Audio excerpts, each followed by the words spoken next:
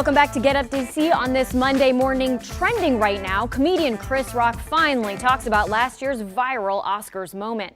Now, most of us don't remember who won at last year's ceremony. I don't, but we do, though, remember that slap when Will Smith came on stage after Rock's joke about his wife, Jada Pinkett Smith. Saturday night, Rock performed his first stand-up special since hosting last year's Academy Awards. It was live streamed on Netflix from Baltimore's Hippodrome. It was a first for the company. Now, after bragging early on that he, quote, took that hit like Pacquiao, the 58-year-old comedian saved moments of his Oscar comments for the end.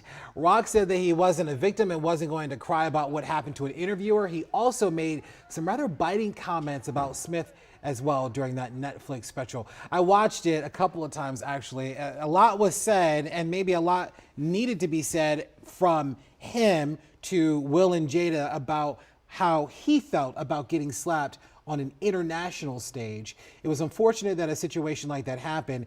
I think it was important to hear from Chris Rock on Saturday. And though he said some things that were a bit colorful, I think is probably a good way to put it.